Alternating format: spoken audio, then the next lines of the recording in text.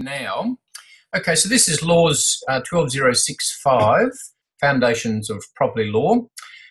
We are in week 11, but this is topic 9, and in topic 9 we have this title of the topic, Defeasible Transactions. Rather an interesting topic, I suppose, but essentially, basically, it means how can a transaction that involves an interest in land, primarily interest in property, but mostly the cases that we're considering and the issues we're looking at in this topic deal with interest in land. How can they be affected? How can they be set aside? What is the justification for doing that? And most significantly, the role of equity in that process. To come back to that initial point, the role of equity, and equity has emerged as a significant theme in many of our topics, as many of you would know. The other thing today is that we touch on the idea, and this is another point, in terms of intersections with other areas of the law that we discussed just in the preliminary discussion. That is the Australian Consumer Law, or the Competition and Consumer Act 2010, which provides the framework for consumer protection and competition law in Australia. And we don't really, competition law part is not really relevant for what we're looking at, but the consumer protection provisions. And for those of you, of course, all of you I think will have studied contract law, or maybe in the process of studying contract law, that touches aspects of that. It is just, the way that the new CCA 2010 has been developed, overhauling the previous trade practices laws in terms of consumer protection, its reach and its breadth now in what it can cover in terms of traders and the protection for consumers is extremely broad and touches a number of areas of law that previously you might have said were still governed by the principles of that area, property, contract, and so forth. That really is no longer the case. And so one needs to be mindful of those provisions and that framework of law. We don't, just talking generally, we're in the program here at CQU, we don't have a separate course on the CCA, but it is embedded into the various aspects of the courses that you are studying. And there's an example today in our topic where there's a specific reference to provisions of the CCA, or the Australian Consumer Law, particularly those provisions dealing with misleading and deceptive conduct in relation, in particular, land transactions.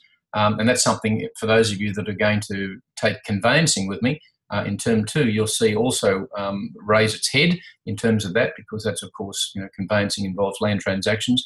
But also, very importantly, the provision, particularly Section 21, that deals with unconscionable conduct, because as you will have be aware, having read through the material and tackled the problems for this topic, that idea of unconscionability, unconscionable conduct, and this cognate idea of unconscientiousness, or being, an unconscientious approach, is central to equity's response to the ideas that we're looking at in this topic as a way of impacting upon the enforceability of transactions.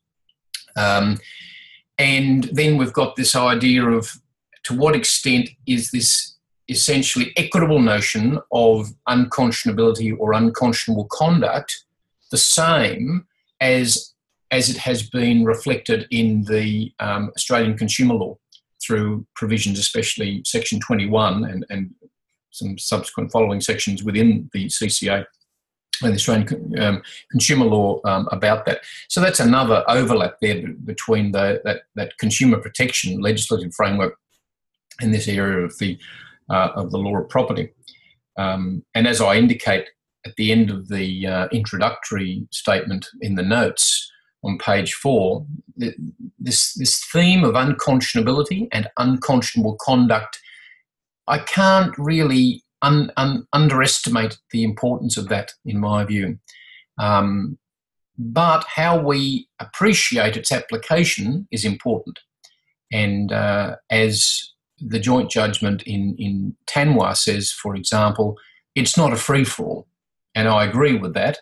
It shouldn't be a free-for-all in terms of broad, unbounded notions of fairness, which have no principled basis for understanding how it gets applied in particular circumstances. But I would say to you that these notions of unconscionability and unconscionable conduct are evolving. They are not, as to use the quotation or the phrase used by one of the students who posted in response to the questions in today's topic, not frozen in time, nor should they be. They should evolve with changing circumstances of society in terms of what this means, but there should be a principled approach to understanding how it should be applied in particular circumstances, and that's the best way for the law to proceed.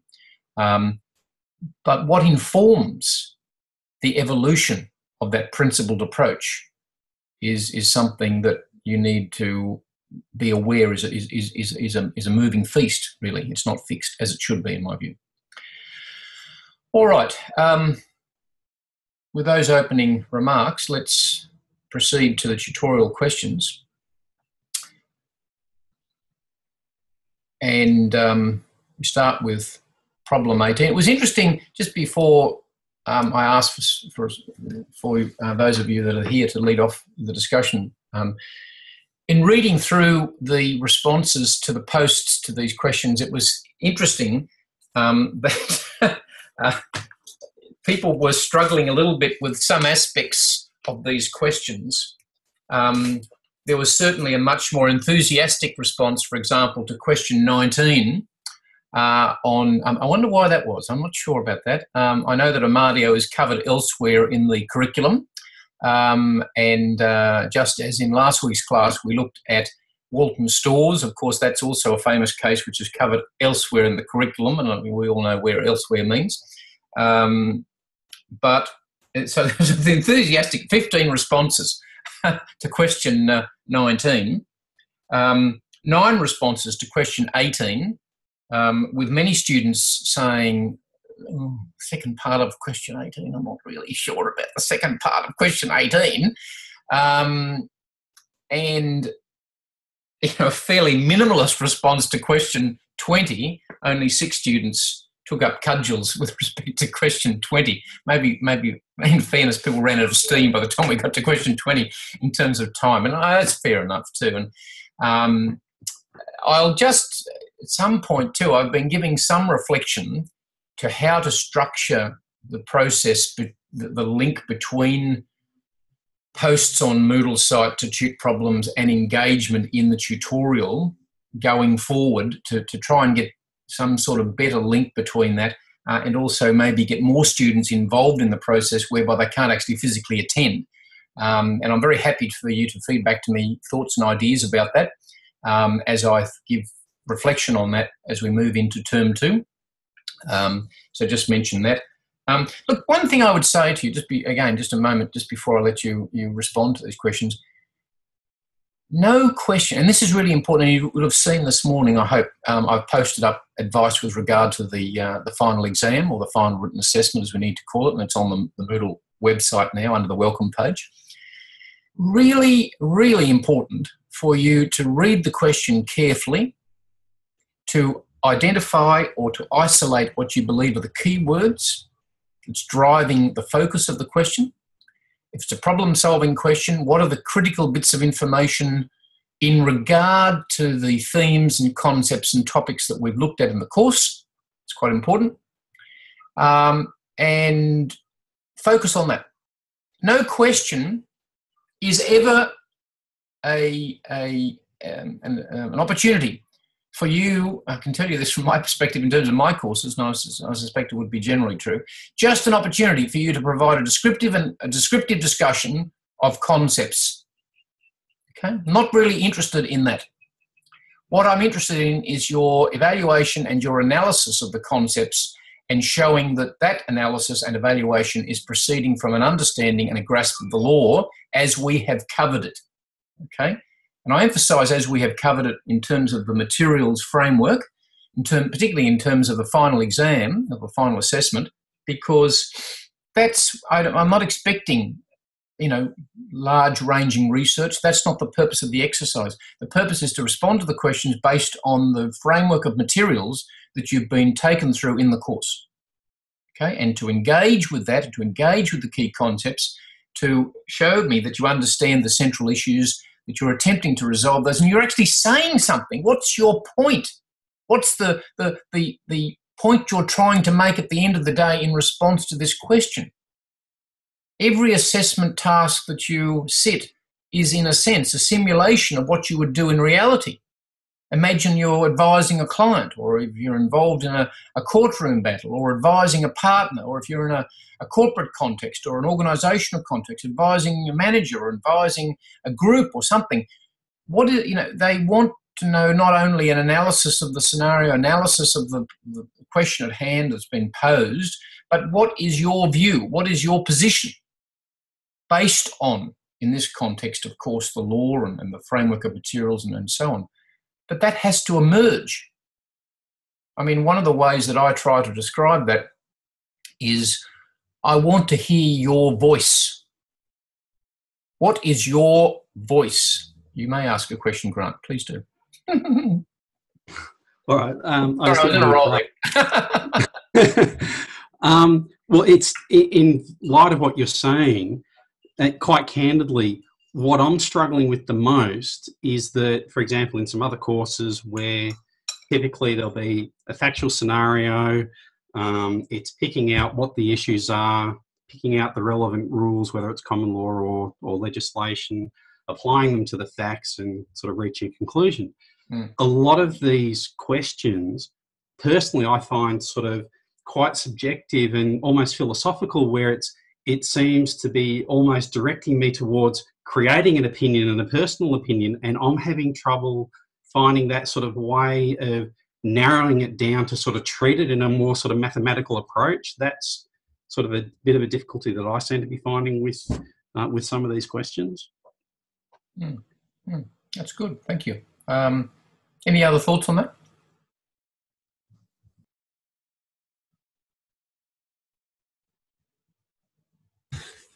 Yeah, I think it links back to what we discussed in the very beginning of this session as well, just in regards to, I get quite lost in the question, trying to determine what it's really asking me as well.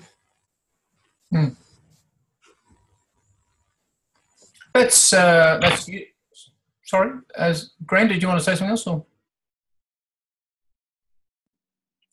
Not at this point. I can probably give an example when we go to the first tutorial question. Oh, please do. Now let's do that. Yeah.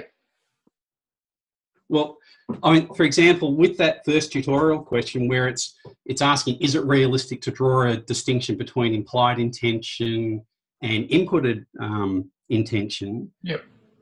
See, that's where my response and what I've written, I haven't posted it, but what I've written is, I'm saying it's sort of yes, it's realistic to draw a distinction between implied and inputted intention. However, it's a very fine distinction. And then I'm sort of going into the definition to say that an inputted intention, and this is a bit opinionated, it presupposes a generic or existing ideal that a judge has regarding what a party should be thinking or doing, whereas an implied intention requires an interpretation of the conduct of what the party means through their actions.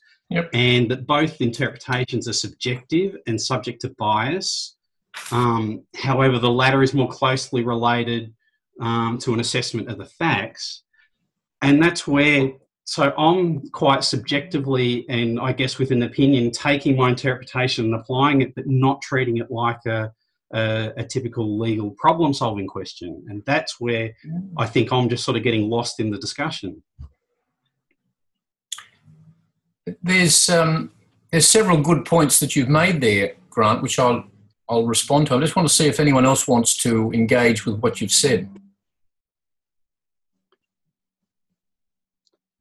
And I was really only addressing the first part of that problem on the realistic bit. I know.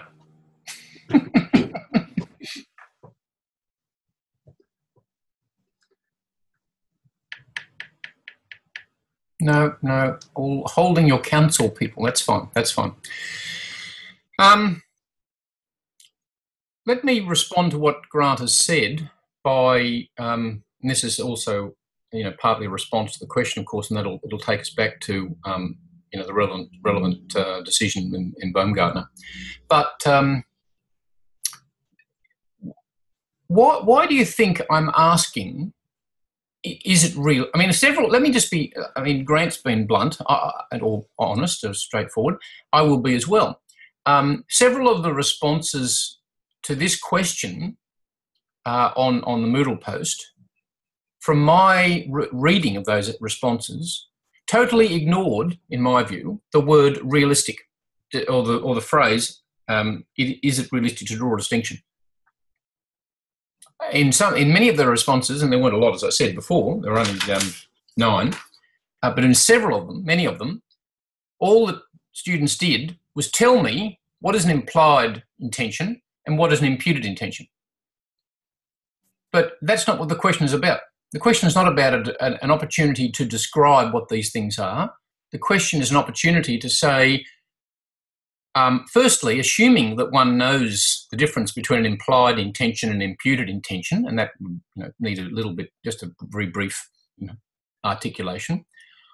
Why should we draw any distinction between these different types of intention? And is this, should we do it? Is this a realistic scenario? Why am I getting you to focus on the distinction between types of intention and whether this is realistic, or whether, the idea of being realistic begs the question, I suppose, as to whether we should do it? Why am I getting you to focus on that? And how does that link back to what Grant was saying about this idea of subjective and objective and things like that?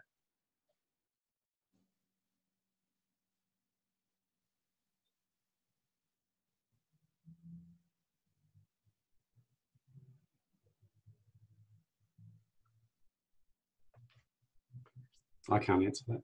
Grant, have you got a response? Jessica? Anyone? Someone? Sorry. Grant had his microphone off, so I wasn't sure. Is he speaking? You have a go. You have a response, Jessica, and then maybe Grant can come in. Okay.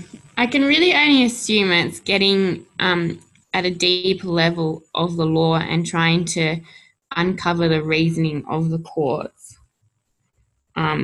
Is kind of where I feel the questions come from. I do struggle with answering the questions at times, but that's where I feel like it's coming from, yeah. Absolutely. Absolutely, Jessica. Absolutely.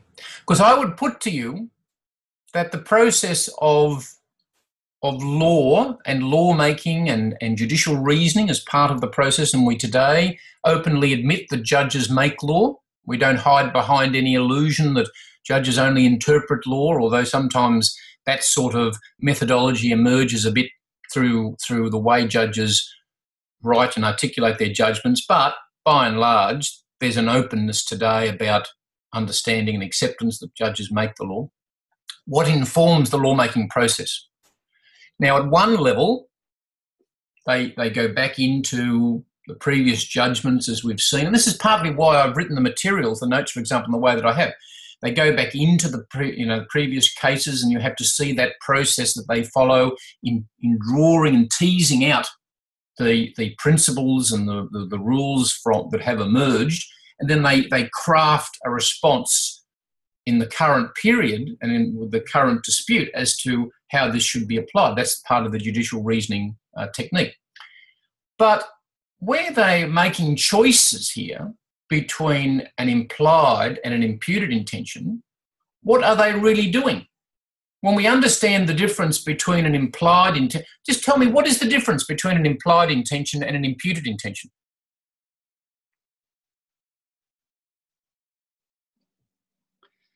Implied is demonstrated through conduct. Whose conduct? The party's conduct. Right. So to work out what the implied intention is, we're examining what the parties have done, how they've manifested their behaviour, documented it, or whatever. Isn't that right? Correct. Yeah. And whose intention are we looking at?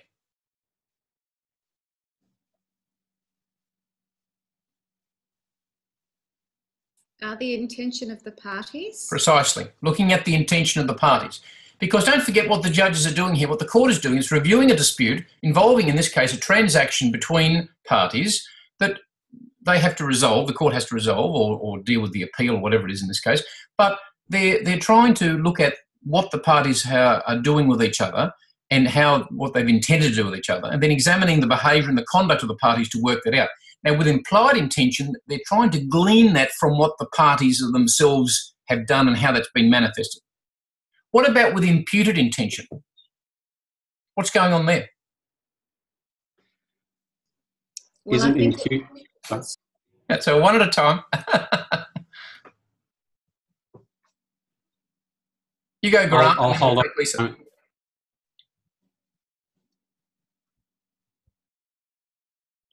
Sorry, did you want me to go? Yes, you can go, Lisa, then go back to Grant. Yep. Okay. All right. Sometimes it can be difficult to figure out what the party's intention is, and so in those cases, the courts have to work out what that intention was and attribute it to them. So tell them what it is. How do they work? How do they work it out?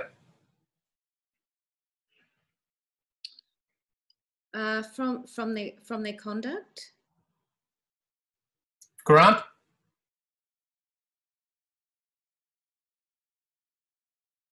Grant, did you want to have a contribution?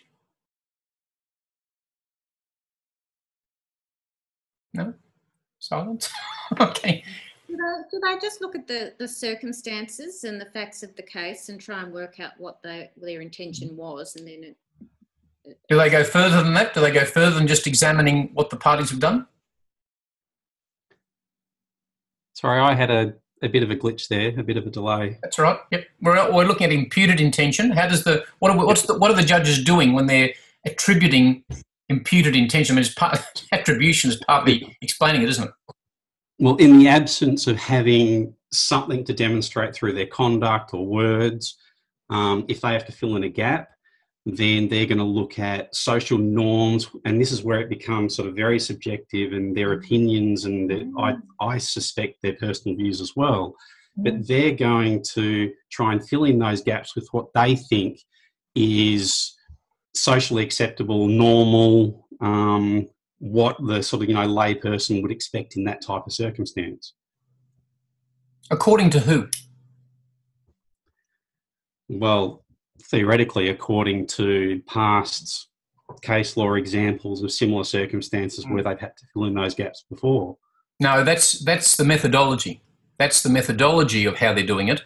That's the process of how it was done previously. But how are they filling in the gaps? What are they using to fill in the gaps where they can't find anything from what the parties have done themselves? Is that based on the reasonable person test in terms of what a reasonable person would do?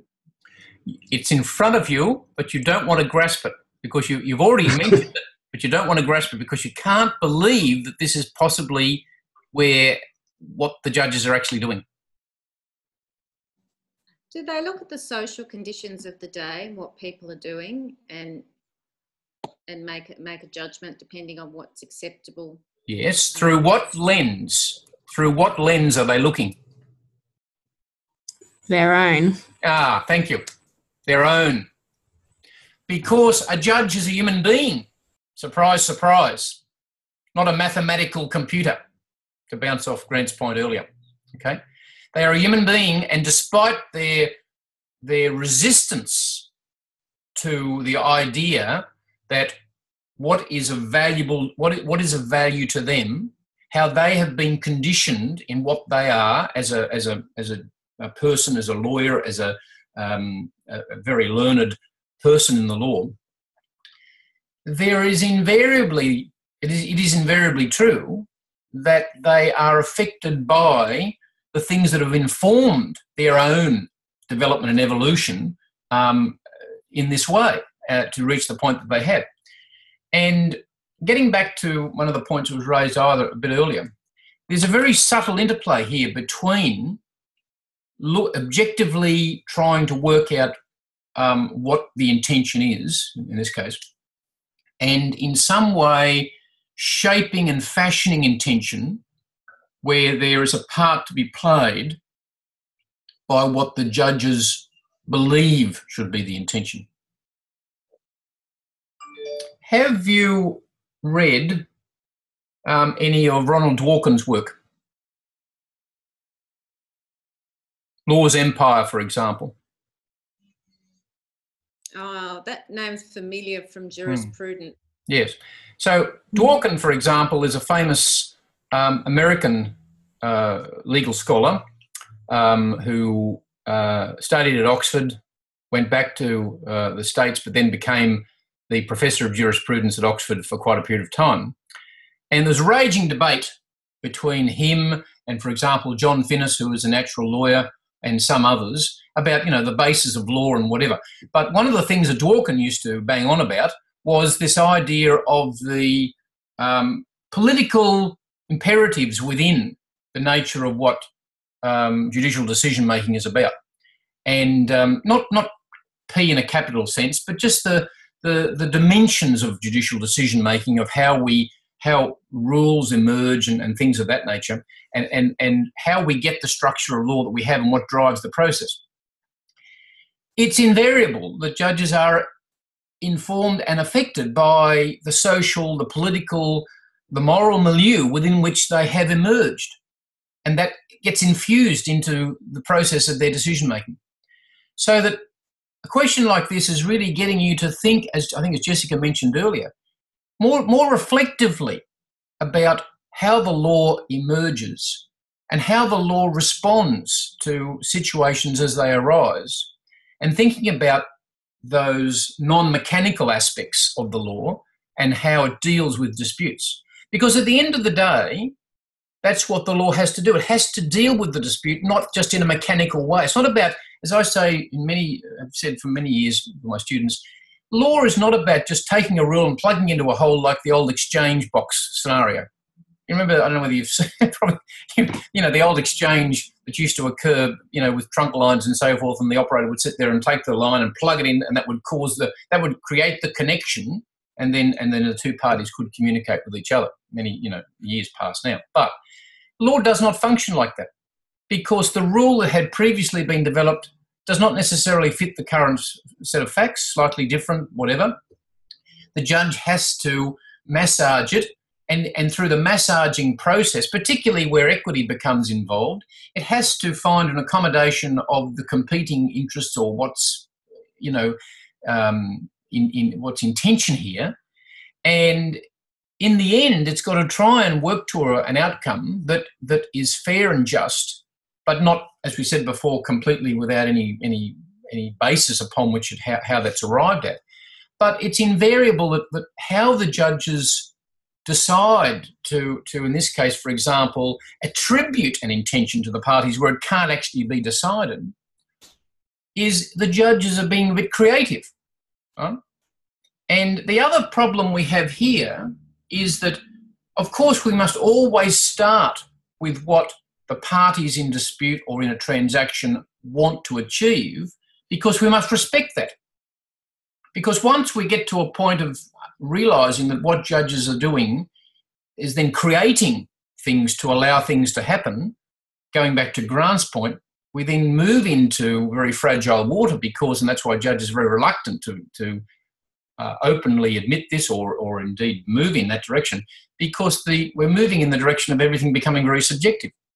Now, I'm not suggesting that is what is the case. I don't believe it is the case, but there is this, subjective aspect to what's going on that you have to be aware of and appreciate, and understand that there's a delicate balance here to be struck between the need for objectivity and a principled and a consistent and a dependable way in which the law evolves and adapts itself to changing situations and to particular disputes that arise, but to recognise that judges do have this discretion to fashion things at the end of the day where the need arises and where there is a lack from the evidence or from what we can glean from what the parties have done to achieve the result, which is what I would just in general terms describe as what is best in all the circumstances and what is fair and just in the end. If we go back to the Baumgartner scenario, what was really going on in Baumgartner? The fact that we had, despite the fact that we had two Baumgartners that weren't actually married to each other, which is a bit bizarre, but that's the way it was. That's why I was referring to them in the fact. I was trying to work out how can I best describe this and capture the reality of what was actually going on. So I decided in the end to refer to them as female Baumgartner and male Baumgartner. Because if I call them Mr. and Mrs. Baumgartner, the assumption, of course, is they're married. Well, they weren't married.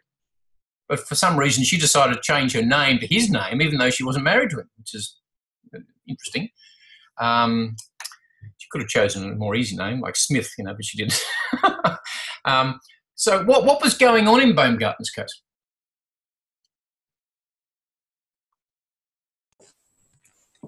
So you're just talking about what the facts are? Yeah, please, yeah.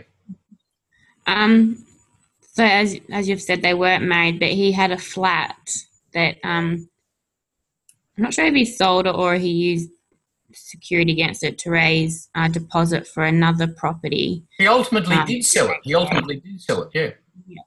To raise funds in regards to purchasing another property, and then they split, I think, 4 years after they were initially together. Were they living together while they were in the first flat?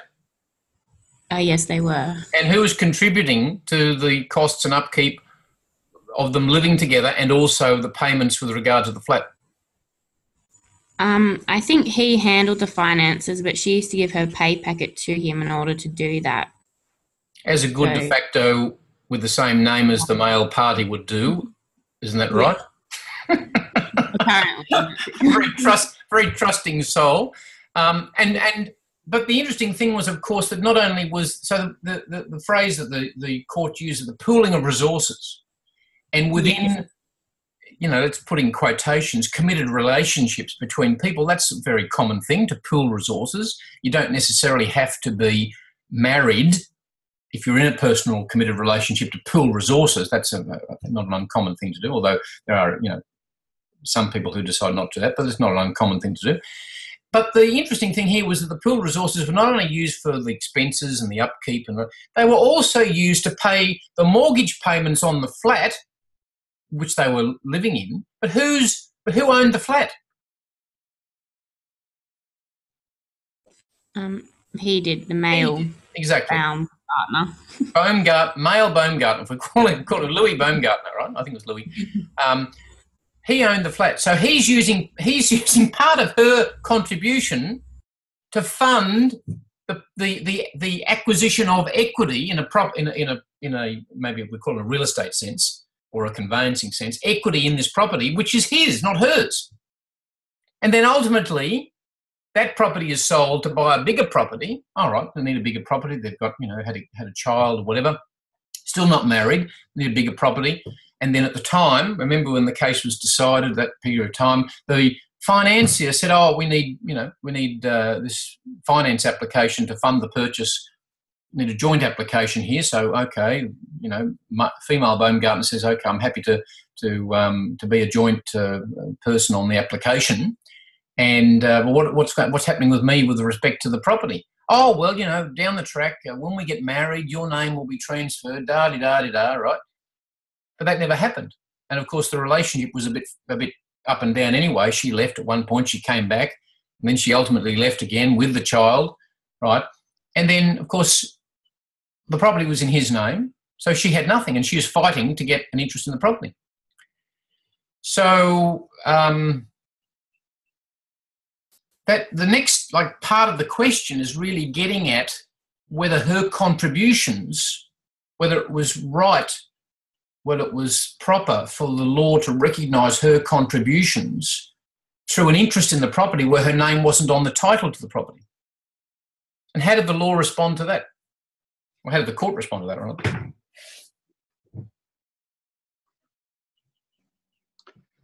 At first instance or in the appeal? Oh, in the appeal, sir, in the appeal. Because I want to touch on the first instance in a minute. Okay, please do. Yeah. At appeal, they found the court certainly found that there was a constructive trust, that she had contributed, although the title wasn't in her name, that she certainly through the pooled resources and income, that she had certainly contributed, and that there is a presumption that when somebody does that, that they are doing it for sort of a shared benefit. So Yep. That was the finding in that case. But then tying this back into the context of the tutorial question, yep. which is more asking about the sort of the discriminatory aspects of, you know, the law and the application of the law, or that's what I got out of it. What I couldn't help getting caught up in was sort of the more conceptual thing that the interesting thing with both this case and with Calverley v. Green. Yep. Similar circumstances, but the fascinating thing was that I got a bit hung up on was at first instance, it was the same judge at first instance in both of those cases. And so this now comes back to the implied intention or otherwise. It's to me, he ignored, what have I got here? They were both decided by the same judge at first instance, and in both cases, Rathje held that there was no beneficial interest for the female parties, and that's where it becomes subjective, because to me, he was ignoring both factual and implied circumstances to put his own opinion in there as to what he thought it should be. Yep. He was also probably arguably being more clinical and saying, well, her interest isn't reflected in the title, so therefore there's nothing. What are you talking about? And I can't find any intention in expressed or manifested in the actions of the party. I've done everything that I should have done. I've reviewed that. There's nothing there that I can find that suggests, etc., etc. So that's my outcome. But the truth is, of course, that sort of approach is very narrow, and one can argue is culturally conditioned. And this is something that, you know, I think you were saying, Grant, that you couldn't escape from this aspect. Why should you escape from this aspect? Because that's a part of what's going on here. What you need to grasp is that on the one hand, you need to get an understanding of, you know, what has been decided by the relevant cases, and how that assists us in understanding how this rule works or this principle works in different situations. But on the other hand, dig deeper to find what is the further basis upon which the law has been able to develop this principle or rule. And, nicely pointed out, if I can say, in terms of the distinction between the approach of the judge at first instance and the High Court. One would be disappointed if we had, the Wraith's approach being applied in the High Court. However, I have to say that more expansive, that more more balanced strategy of the High Court, which we do often see, thankfully, is not necessarily universal. If one goes back, for example, and I'll just pick on a particular judge, and you can take issue with me if you like, but if one went back to look at some of the decisions, for example, of Justice Dawson, who, by the way, dissented in Mabo, and dissented in many decisions, he was a great technician of the law. No doubting his technical capability to work within, and at that level, no issue about that. But the law at the end of the day is more than that. It's not just a complex matrix of technical rules to be worked into situations. It has to evolve as social and cultural and moral conditions of our society change and evolve. The law has to evolve as well. And it's a question of how far one goes in that. And when you go back to your primary, your introductory studies, this idea of conservative judicial reasoning as opposed to more activist judicial reasoning, this is just a part of the person, okay? But, as another case we saw, for example, in this topic, the judgment of Murphy, who was quite a radical judge, and he would often come out and say, well, with regard to resulting in implied trust and so forth, and how we're trying to adapt that to totally different circumstances. It's too difficult. It doesn't really apply. Let's toss it out and let's start again. Well, most judges will rile against that. That's not what we can do. We can't. It's not our role to just toss things out and start again. Our role is to work within a framework and to try and fashion outcomes and results as best we can. If you go, for example, to what Dean said in that same case where Murphy made those statements, he countered that by saying, well, we can't do that because these ideas have evolved and they've reached a point where we have to just work with them, but we have to fashion things in the broader interests at the end of the day. Now, what about the last statement within the question? We need to finish this question so we can move on. What about the last statement? Any comments, thoughts about that? Or the last sentence within the problem 18. I should say, just as a primer, that it was interesting to see people's response who posted on this on the Moodle website, that almost to a response or to a person, the responses were, well, yes, of course, just the same, no issue. Is that right?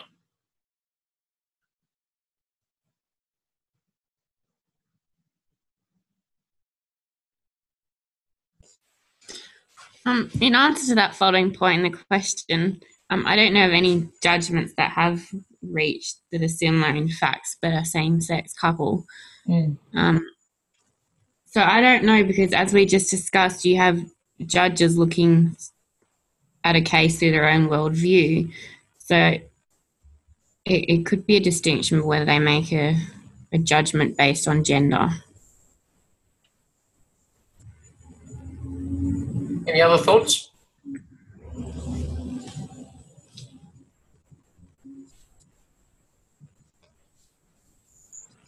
I think that sort of with reference to the Family Law Act, that the way in the cases we've just been discussing, that the way they've treated de facto couples, that there would be no difference in the way that they would distinguish a same-sex couple. I can't see how that would be any different, because the only exception they seem to make is, in these cases, is if, and they mention it, I'm not sure of the relevance per se, but they mention in terms of if they were a legitimately married couple, that obviously the burden of proof is lower in terms of proving that interest. That seems to me sort of the upshot of what they're really saying. But otherwise, I can't see how, with the definition of, a couple in the Family Law Act, that they were treated exactly the same as they have in these cases. But do couples or individuals in a same-sex relationship, do they actually function in the same way that historically spouses, male-female spouses, functioned? I mean, when I say that, what I mean is in terms of how they divide up the responsibilities of, a shared relationship and running a household. Is that really, do they really function the same way? Well, that's very subjective, but I can't see how it's any different. So, for example, in a same-sex relationship, we find that one stays at home and does the cleaning and the household duties while one goes out to work, which historically, not today necessarily, but historically, and that's, conditioned some responses in the law to those sort of relationships, historically. That's the way they do things, is it? I'm not really sure. I guess they function just the same as any other couple. I guess it depends whether there are children involved. I don't know. I would put it to you that and this was some of the posts on this aspect of the question. They actually don't function. They don't function like that at all. They actually mostly, I would suggest to you, probably function as individuals that can go out and earn a living and this sort of thing, and they're not burdened actually by that cultural or historical orientation of the relationship, which was the case for male-female relationships in like in a marriage scenario, historically, where the female just stayed at home, looked after the house, looked after the children, and did nothing else, and the male went out and earned income and brought the income into the house. Property was in the name of the male, and these sorts of things. And so they're not burdened by that. So, but the point about, yes, there's been recognition through legislation in terms of these sorts of relationships as opposed to, male-female relationships. But it again begs the question as to how should the law respond, and do we have any case law? And Jessica pointed out, do we actually have any case law dealing with those type of situations in a Baumgartner type scenario? Well, we don't seem to, right? And the issue about the Family Law Act, well, that becomes relevant with regard to spouses, and there's other laws dealing with de facto relationship, yes, but often only where there is a breakdown of relationship. What if there isn't a breakdown of relationship? What do we do then? Because there can be not necessarily a breakdown of relationship, but there can be disputes that impact upon property interests, and they have to be dealt with, okay? And yes, I know in Baumgartner there was a breakdown of relationship, but that's not always the case. We've seen previously, for example, that where the property was owned jointly as joint tenants, there was a desire to sever the joint tenancy for particular reasons, even though the couple was still married, one was dying, but they were still married. There was from what we could see, there wasn't a breakdown of relationship there, but they wanted to do something different in terms of their property interest in property, the interest in property that they had. All right, now, where does this lead us to? It leads us back to, in terms of the question, this takes us back to the points which were raised earlier. It's very important, I think, in responding to questions that have been put to you, to engage as best you can with the elements of the question as indicated by the keywords of the question. I'm trying to be very practical now. That's the first thing. The second thing is that at the end of the day, it is the case that we have a framework of law that governs interests and governs the way we determine the outcome of situations. So, for example, we do have a situation where the law will imply, first of all, look to actual intention. It will then seek to imply intention, but it will go the further step to impute intention if that is justified in all the circumstances in the basis of what equity believes is important. Right? But to understand what stands behind the judges taking the step to impute intention is also important. So that digs into the deeper underlying motivations behind how the law is emerging as it has. Okay? So yes, you need to grasp the practical framework of how the matrix of rules and principles apply, but then you also need to take another step and ask what are the underlying imperatives, the underlying motivations, policy factors that's driving the process forward. Okay? And you can ask that in any direction of the law. It's more interesting, I think, to ask it sometimes into the areas of the law where it would seem that the responses should default back to the more technical framework of rules and principles that have been emerged, because the underlying motivations and the underlying imperatives sometimes are not as transparent. An example might be, for instance, the current debate about the proposed amendment to the racial discrimination legislation. That's an area where you can clearly talk about what's driving the process politically and otherwise in terms of those amendments, in terms of vilification and other aspects, for speech and so on. But, when we look at these sort of areas that we're touching on in this course, sometimes more difficult to do so. That's the truth. In terms of again, if I just, for reasons of practicality, link to the final exam, you will have seen from the advice that I've posted that there will be a mixture of questions. So you'll be required to do an essay or discussion type question, and there'll be a choice there. There will be problem-solving questions, okay? But those problem-solving questions can have a lot of different dimensions to them. That is the resolution of the dispute at hand, but they can also have features of where, like this question, it's an opportunity to talk about some of these underlying factors and features. And that's actually what will differentiate better answers or better responses to, what I would call a more surface response. the problem.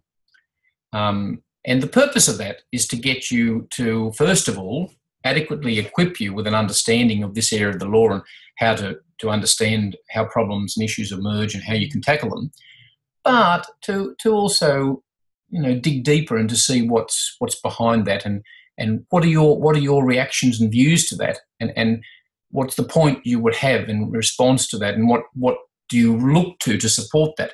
Going back to a point that Grant made earlier, and I think a couple of things that he said were excellent. But don't be concerned about bringing forward these ideas, but make sure they're grounded in the law and in your understanding of the law. They're not just your opinions at large. And so that's where we come to this subtle relationship between the subjective and the objective, I suppose, which is always a part of the law, in truth.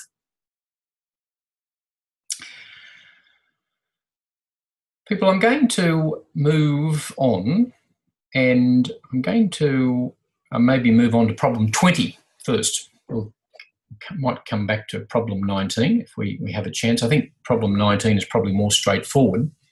And I'm sure Amadio's case has been dealt with in contract law, but we'll come back to that. We'll have the time to do that. But I want to go to problem 20, dealing with Tanwar's case. We'd like to have a go at that Tanwar and problem 20.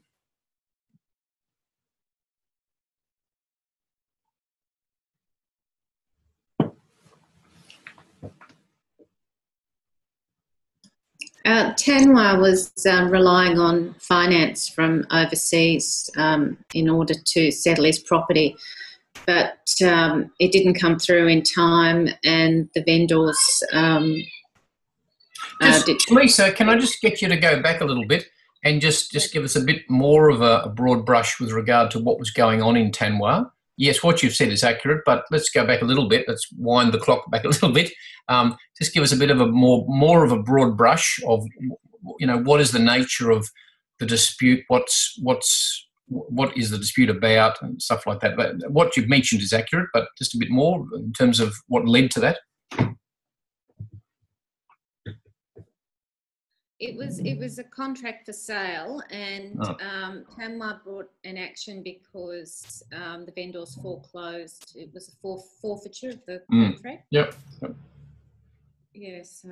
So basically, we had a contract. We had a transaction involving a contract for sale of land. Yes. And was it one parcel of land or more than one parcel of land? I thought it was three. Three, thank you. Thanks, Jessica. So 3 parcels of land that were adjoining, okay? So, and it was out in, I think it was out in Western Sydney, and Tanwar against Gauchi, and members of the Gauchi family owned the properties, and Tanwar Enterprises is a company, okay? Always look at the names of these parties, okay? So Tanwar is a company, Gauchi they're an individual or individuals, it's a family. And, basically you would see here what's going on is that you've got these blocks of land all beside each other. Families have been able to accumulate that property over time, and now someone's come along and they want to buy all 3 blocks. Obviously they want to redevelop it in some way, probably for a commercial purpose. But, buying 3 blocks of land is not necessarily inexpensive. And this is in 2003.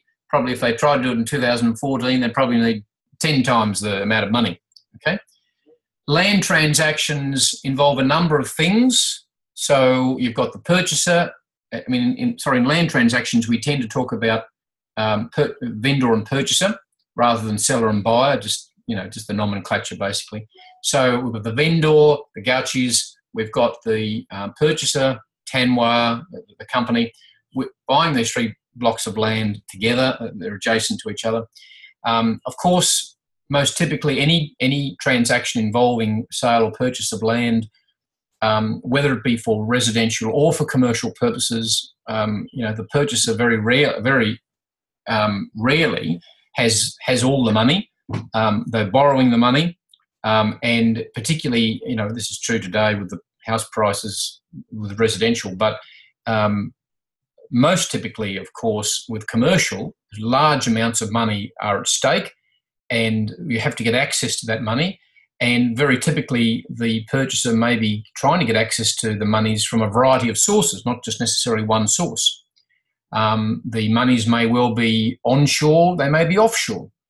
Now, in the current technological period, remember this is 2003, so it's 11 years ago. So banking practice and these sorts of things have, over the last decade, this is a decade ago, they've changed dramatically too. So the idea of having monies onshore or offshore, this is also now a bit fluid. Basically, if you've got access to the internet, you can get access to monies in all various ways and you can transfer it very quickly. You've got to deal with exchange rates and all that sort of thing as well. But anyway, that was a part of the puzzle. But something happened, there was something in the contract of sale, something particular that the court had to deal with at the end of the day and actually impacted upon what Tanwa was seeking and actually defeated Tanwa. What was that? Time was of the essence. Oh, magic words, Grant. Magic words. What does it mean? The vendors insisted on it in the contract that settlement occurred on a particular day. That is what time of the essence means if it's incorporated into a contract of sale. Basically, it means that completion must take place in a timely fashion, and if a time, a day, and a time of day is specified for completion, and if time is of the essence, and if it doesn't occur, then the vendor has rights of termination because in breach of contract, because it hasn't been, that strict stipulation has not been complied with. Was that the scenario we were facing in Tanwa? In a strict sense, yes. Do you want to say a bit more, Grant? Well, I had quite a strong reaction to this case, actually. Please share it with us, please. Well, for a start, and this is, I guess, is the personal opinion up front, no, the result was not fair. I said the High Court has lost sight of the forest for the trees, indicating that the vendor must somehow have contributed to their conduct to the breach before equity will intervene, because that is, I think that's realistic in the context of a complex commercial transaction. It's not a small transaction, and in a transaction like this, and this is where, from a common law, from a strict application of the rule of law, yes, the court has done the right thing. But if we're talking about equity, which we are, then no, it's wrong, because it is completely unrealistic in a commercial transaction where there are so many variables, from planning, development approvals, they've got local and overseas financial considerations, that the exposure to both parties to incidental delays, it's part and parcel of a commercial transaction. And to me, I thought that was well settled. And from an equitable viewpoint, the delay of a day in a contract that gets negotiated over a period of, a couple of years potentially, that is so trivial that equity will intervene in that situation in terms of it being so trivial. So I found it difficult to grasp how the court was able to take such a black letter approach to this type of case in a modern commercill context. It just seems out of stead with everything that happens today. All of what you've said is interesting and well informed. I have two responses. One is that, and this goes back to your earlier point, I'll come to the more technical point in a minute, but one thing I want to say initially goes back to your earlier point about some of these questions I'm posing, take you into what appears to be, a less technical response to the question using the framework of rules and whatever. When that is required, you still have to support what you say as best you can by referring back to the legal framework or the framework of principles and rules. I'm not looking for some sort of mere opinion because you have a gut reaction, if I can use that sort of way of putting it. No, that's not good enough. It has to still be, even though you feel strongly about a response to a decision, which is good, and maybe you don't believe the decision is the correct one, and that could well be good as well. I need to see what's grounding that concern or that issue that you have with the outcome or the decision or the way that the judges have analysed the case. Right? So that's just the broader point. The more technical point, well, arguably more technical, is that as a response to what you've said with regard to the commercial reality of what's going on here, should a court exercising equitable jurisdiction, should they treat a commercial party in the same way that they arguably might treat an individual?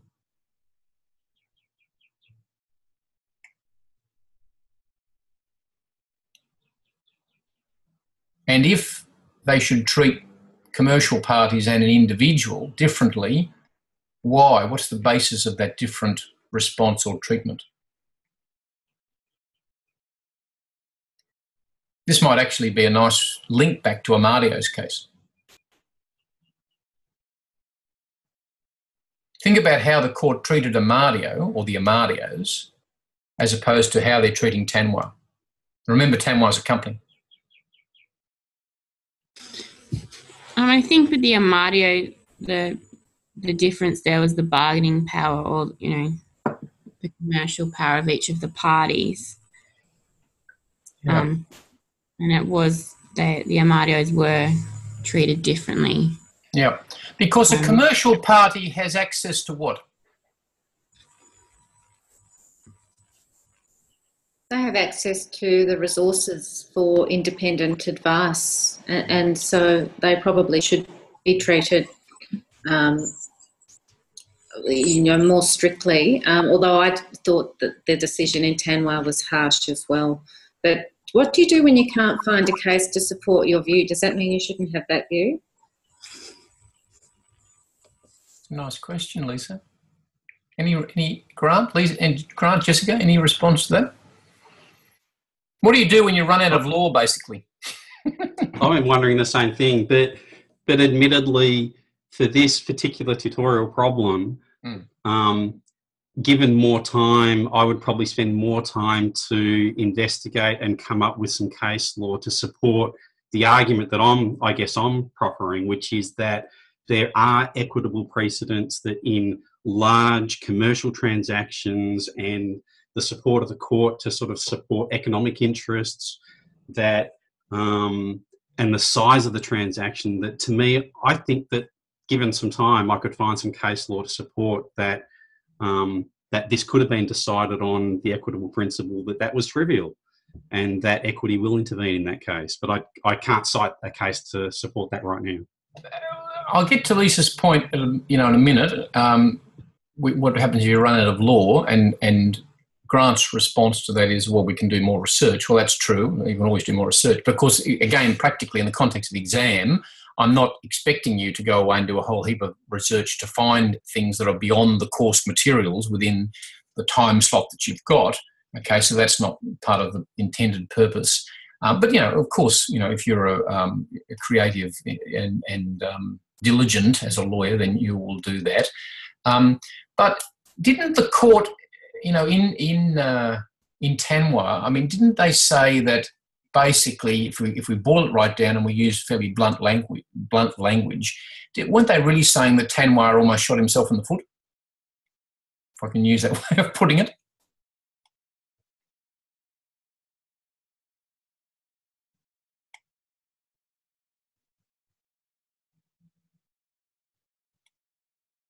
Was that because he agreed to the specific terms in the contract? Absolutely. He's a commercial party. He knows how the game is played, as you've indicated quite rightly. Well, commercial party, well resourced, well advised.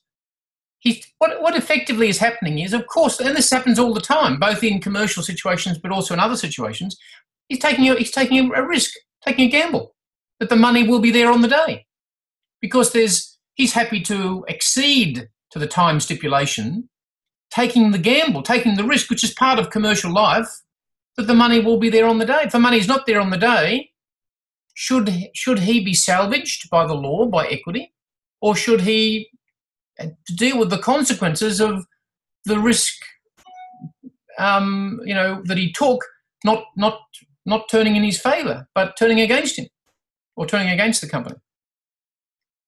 The other thing, sorry, Grant, yeah? Yeah, I was going to say that then on that, if it was strictly simple in terms of the circumstances, but in this case, to me, the defendant has been unjustly enriched. They've obtained planning approvals and benefits through this, that yes, there is a risk, but they have been unjustly enriched. So doesn't that give him an equitable recourse to say that, look, they have got a benefit through this, so it's trivial talking about a day I've taken that risk, but doesn't that sort of justify it? So now where we get to with Tanwa is, and this comes back to, again, another point I think which Jessica raised and we were discussing at the beginning of the class before the recording started, in terms of the intersections of law, because I think Tanwa is a very nice example of the intersections between property, contract and equity. Now, we know that equity will mostly follow the law, except where justice and conscience and so forth requires them to intervene to override the position of law. But what about the contest here between property and contract? Now, a couple of responses to this question started talking about the interest that the purchaser has, that Tanwa has, between contract and settlement. Go back to Lysart and Lysart's case, where Lysart, there's been some resistance and movement away from Lysart, but it's still part of the legal framework, that in fact what the purchaser has is an equitable interest between contract and settlement. When I say contract, but at the time when an enforceable contract is entered into, which we certainly had here, and before settlement. Right? Can't Tanwa enforce that equitable interest? Well, he's trying to by going to equity, get specific performance of the contract, to say you don't have this, talking to the vendor, you don't have this right to terminate. But then, so what we're really analysing is the relationship between the parties, between contract and settlement. What is the nature of the interest that the prospective purchaser has during this period? And what framework of law really governs what should happen here? Property, equity, contract. What is the governing framework of law? Is it Jessica? Yeah, I was just going to say as a comment, the decision in Tanwa, it seemed to more reflect contract law. I can't remember the case, but in studying contract, I remember that even if any terms or conditions are harsh, they're still valid unless it's a really extenuating circumstance, and they seem to follow more of a contract slant in this case than perhaps equity. Now, if I take you back, thanks for that, Jessica.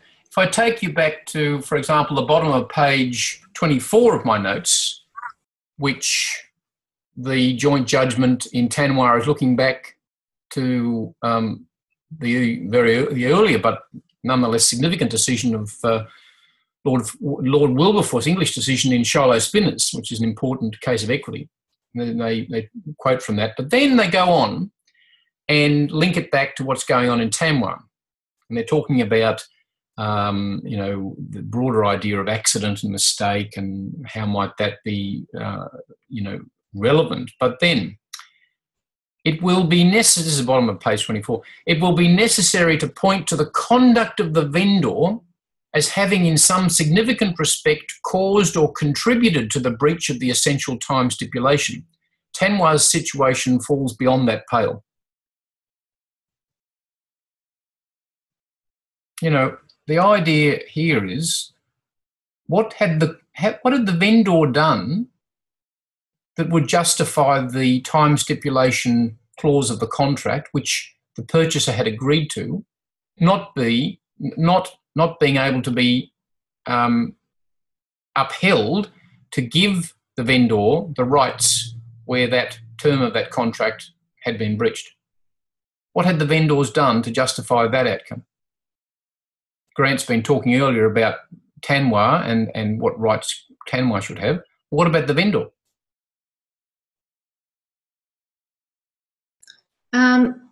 The vendor hadn't done anything. I think that was part of the issue. Exactly. They hadn't contributed to it at all. Exactly. All the vendor was doing was asking for its rights under the contract to be recognised, right? And this also gets back to the question of the circularity of the argument that Tanwa was bringing forward, because basically they were requiring for the action the specific enforcement, specific performance of the contract to remain on foot. Well, but that also, at the same time, Tanwa was asking for one of the terms of the contract not to be able to, not to allow that to be able to be enforced when it had in fact breached that term, that is the time of the essence provision. So it was a bit question begging in a sense, if you like. But, the point is that at the end of the day, the court in its role may be able to say, well, we'll unpack all of this, we'll work out all of these tentacles, and at the end, this is how we come up with our decision. When you are faced with this scenario, like this, and you have to apply Tanwa or some cognate law or whatever, of course, it is not the case that there is a necessary outcome, necessarily. It may be arguable that there is one outcome and also another outcome. It's a question of how successfully you actually develop that argument and use the law to do so. Because at the end of the day, the law is of a nature where you have competing arguments all the time. You have lawyers representing clients saying, I'll just use very, very, blunt term, the language, I suppose, that, Your Honour, the sky is blue, and this is the law that I show you to support the sky is blue. On the other side, Your Honour, the sky is green, and this is the law that I show you to support the sky is green. It's incontrovertible that it's green, and then you have a situation where it's incontrovertible that it's green and blue simultaneously. Well, as we know, that's a nonsense. We see it time and time again, lawyers advocating on behalf of their clients exactly that. Now, I've used that as a bit of a nonsense scenario, but in the context of a contract for the sale of land, that's the nature of the argument that lawyers can present before the court. If you sat them down together and you see a body of law supporting both countervailing points, you would say, how can this be? But that's the nature of law.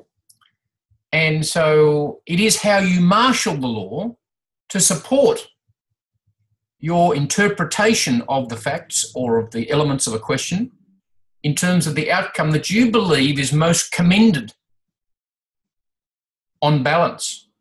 Because there will be things to balance as you proceed, whether it be the technicality of resolving a problem-solving question, the competing interests of the parties, the competing frameworks of law. What on balance at the end of the day should be the outcome?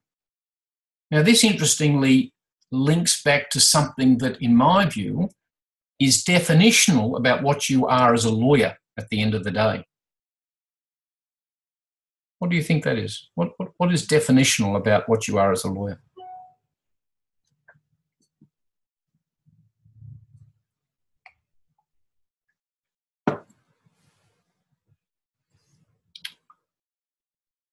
What do you provide your clients with? Objective advice. Yeah.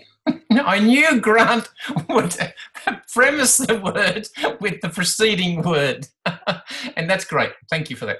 So you are providing advice, but your advice, what is that advice? Is that just a bunch of technical rules, technical principles of law, and say to the client, well, there it is. There's the matrix of law. There, that's it. Is that what your advice is? The advice is an opinion of what we think or how we think the law will apply to the client's factual scenario. And if the client walks down the road to another lawyer, they're going to get exactly the same advice and exactly the same view about what they should and shouldn't do. Is that right? Not necessarily, no. Exactly. You get completely different advice. Exactly, not necessarily. In fact, they could go to 5 different lawyers and they could get 5 different views about what they should and shouldn't do based on the law, right? And that may be a reflection of some of those lawyers being more proficient at what they do, more thorough at what they do or whatever. But you'll get different views because essentially what you're doing is you are taking the legal environment, you're taking the context of the law, the framework, you're taking the factual scenario or the dispute that your client's involved in, you're interpreting that, and then you're providing your professional judgment about what you believe the client should do. And that's also being informed by the circumstances of the client and what you believe the client wants to achieve at the end of the day, commercially or in other respects, okay? And you're not there to make the commercial decision for the client, very important to make that differentiation, but there is inevitably the case that your interpretation has a degree of individuality about it that is part of the way you see the law and how the law should fashion this outcome. I don't dispute Grant's point about objective advice. Very important to that. It's not just your own personal opinion based on what side you got out of the bed in the morning. That's absolutely true. But you must. It is the case that you need to appreciate that there can be these different points of view. Going forward, for those of you that are going to be taking land law with me next term, one of the assessments that we will do in land law is a moot. Now, that's going to be interesting, but a moot requires there to be parties, representatives on both sides of a scenario, and to present the arguments. And it will be, I can tell you now, I don't even know what it's going to be about. I don't even know the context. I can tell you now that we'll get different sets of arguments presented as to how they should be decided, because that's the nature of the context. Sorry, Lisa? I was going to say, do we get to choose which side we argue on? Oh, well, we'll talk about that. And as you know, my approach is I'm happy to toss the ball around with my students about that. And as we get into the course next term, we'll talk about these things. So that's something. I understand. All students have this concern, whether law students or students studying law from other situations. The lack of certainty sometimes, the lack that there is an outcome, worries and concerns. For some students, the fact that we're moving into terrain which is not just objective starts to unshackle the ideas of dependability and consistency. But that's a part of the law's canvas and part of our terrain upon which we work. Our job at the end of the day, whether as a practitioner, as a student, as a person working in an organisation, from my point of view as an educator working with my students, is to give a solid grounding in the framework, but to open your minds to the broader vista and dimensions that are at stake. Because as I say to most of my students, law at the end of the day is the glue. It's the glue that holds the structures and the institutions of our society together. And we, as people with legal education, we have the keys to understand how that works. How we decide to use that understanding and that knowledge, no one's going to come and tell us how to do it. It's a matter for us.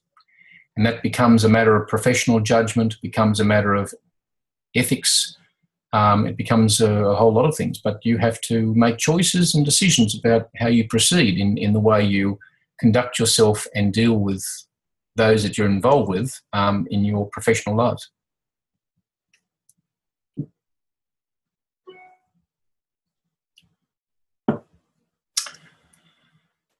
We might just, I'll just make a couple of brief observations about problem 19. This idea of unconscionability, which comes out of Amadio's case, you know, all of us will be familiar with Amadio's case, very famous case. You've studied in contract law, but it comes up, it's relevant in this area because it also involves property. We had individuals who were migrants and they were suffering from the detriments that were identified in the facts: poor education, poor understanding, language skills, age, various factors. And they didn't really understand what they were committing to in terms of the signing of the mortgage documents. The bank really couldn't care less anyway at that time.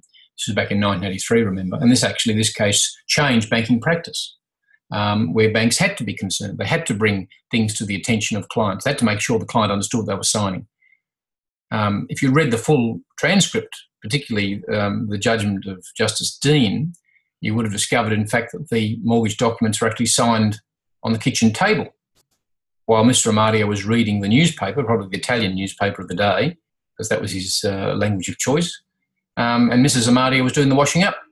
So talk about traditional relationships. We had one reflected for us in Amadio's case. And then, just sign here. Do we have to understand? Oh, not really. Just sign, make sure you get that signature. And that's the thing they were focusing on, right? And that's another indicator that the bank officer or manager was more concerned about form rather than substance. Wasn't concerned about whether there was any actual understanding, just get a signature on the page. But the law is not concerned about that. The law is concerned about, was there substantive understanding and comprehension? Because if all you're worrying about was there a signature on the page, and that is what will govern rights and responsibilities at the end of the day, then where is the fairness, where is the justice, where is the equity in that? And of course, the unconscionable idea, which permeated the decision in terms of the intervention of the court, in terms of using that equitable notion, is for what the case stands in terms of, in that case, setting aside the mortgage and it not being able to be enforced. I mean, we know, if you've read the Amadio case, the son, I used to, when I teach this case, I tend to talking about the son as the prodigal son, but he was as deceptive and as crafty as the bank was. But don't forget, he was a customer of the bank. They knew what was going on. They'd been funding his business, which had been failing for quite a while. And all they were basically interested in was they were happy to keep, that line of money coming along as long as they were able to get access to a substantial asset if he went bust, which he did and couldn't meet his debts. Amadio's case is significant in various ways. The second part of the question is just taking you back to the developments of the Australian consumer law, which I mentioned at the beginning of the class, and Section 21 in particular, which deals with unconscionable conduct. Remember, of course, in Amadio's case, it was about the equitable principle of unconscionability, which has emerged under the Australian consumer law as the phrase of unconscionable conduct in Section 21, and then that has been subsequently amended to include small businesses and a definition or a set of parameters around how do we decide what is unconscionable conduct, but not exhaustive. So again, it provides some guidance, but again, that guidance harks back to what the judges have spelled out as being the basis of how we determine what unconscionability is. But it's clear from Amadio, it's clear from problem 19, problem 20, that this idea of unconscionable conduct, this idea of unconscionability or unconscientious behaviour sits at the core of equity's preparedness to intervene, but it doesn't intervene in an unprincipled way, nor does it intervene in a way that doesn't differentiate between the circumstances of the parties. So, for example, it will make distinctions between commercial parties and individuals because of the different circumstances and the resourcing and so on and so forth that these parties have access to. The other thing that has emerged from this topic and this class is the intersection between property and contract and the role that equity plays in this as well, and how and when and to what extent the court will be prepared to intervene and use equitable principles to redress issues where it's felt that is justified. All right, just before we finish, if I can just ask you again, as we normally do, to jot down 3 takeaway points that you feel that you've gleaned from today's class. And I'll just give you a couple of minutes to do that, and then ask for your thoughts or ideas before we wrap up.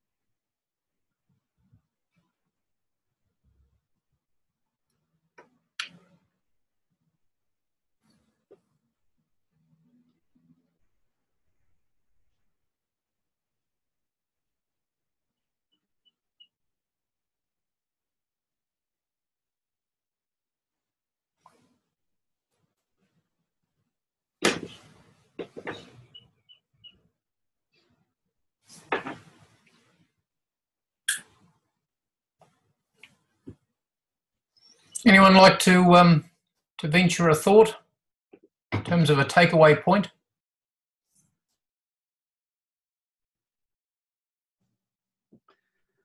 Avoid getting sidetracked with emotive responses. Thanks, Corinne. Yeah, I was going to say find case law to support one's view. It's good. Thanks, Lisa. Mine's more in reference to the substantive law of just the emphasis on conscionability or unconscionability in transactions, and that distinction between the Baumgartner's and Tanwa cases in where equity didn't step in. And, you know, the interesting thing about pulling those things together, all those 3 points that the 3 of you have mentioned, and thanks for that, is that passion is important. We need to be passionate people in our engagement with the law. Probably need to be passionate generally in our life, but we need to be passionate in our engagement with the law. We need to believe in things. Things need to be important at the end of the day, because that's what will make us engage, and that's what will make us go the extra mile with issues and clients and causes and things of that nature, depending on where our professional lives leads us. But we need to do that with principle and with rigour, because that's what differentiates us from those who make observations or populist statements, dramatic claims that seem unsupported and therefore don't really garner the same level of respect that a more principled approach normally would adopt. And all of that needs to have access back to the law to assist us to try and grapple with these challenging, difficult ideas and concepts like unconscionability or unconscionable conduct. Because there is a framework of law that we can have access to, but it doesn't give us all the answers. And sometimes we might have to take that extra step ourselves. And that's not always an easy thing to do, sometimes a bit scary actually, because as lawyers we're so used to proceeding with that matrix as the base of what we do, taking one extra step. If we think, for example, in Mabo, that one extra step was actually quite a significant step. And even though at the end of the day Brennan was linking back into international law development, still he was taking that extra step and he was saying now was the time to do it. You know, sometimes you're going to have a client sitting in front of you where the law suggests that this is not a matter that's going to be successful, maybe. But there may be opportunity here for creative argument to suggest that it's time for the law to reconsider its position. But it must do that in a fairly principled way. Think about the lawyers who were engaged in the Mabo case. I mean, that's an extreme example, but there's lots of other cases. And you won't always be successful, but you've got to have a sense of what's worth fighting for, I suppose, at the end of the day. Even in my view, you don't have to be, being involved as a lawyer in broad, significant social issues, that's the clear canvas of what you're working on. So maybe you're involved in human rights or whatever. I mean, these are very interesting areas of law. But even involved in conveyancing transactions, in land transactions, you can see there, for example, was the Tanwa case was basically that. You opportunities to take that step will also arise with regard to what might otherwise be considered areas of law that are already fairly well governed by the matrix of rules and principles. And you should always be on guard for these sort of options and opportunities. Okay, so thanks for joining today. Just to let you know where we're going, a couple of admin matters before I just close off. Look, I'm pushing forward to get these quizzes finalised just as soon as I can. And I'm really hoping to, I know I did say I'd aim for the end of this week, but, trying to just let you know the revised time, I really hope I'll be able to get them out to you and the results posted by Monday. But I've a bit more time, I suppose, because I'm actually trying to give some individual feedback to all of individual questions this time. And I've also liaised with IT to make sure that I'm clear about how you can have access to that, both to breakdown of marks on the quiz and also to my feedback on individual questions. So that's just bear with me with that. But I hope to have that finalised by Monday. Next week, also I'll finalise the class participation marks, and that'll be done next week. I've posted the further information and advice about the exam. The other thing is that next week, in addition to the regular tutorial during this time slot, I want to offer another couple of tutorials. I want us to finish the substance of the course. So we have topic 10 and topic 11 to cover, and I want to finish that next week. That's important. So I'm going to offer an extra class next week in substance, but I'm also going to offer an extra class, an exam preparation tutorial. Okay? And I'll advise you about those times. The additional classes will no doubt they'll be evening classes, and I'll probably, there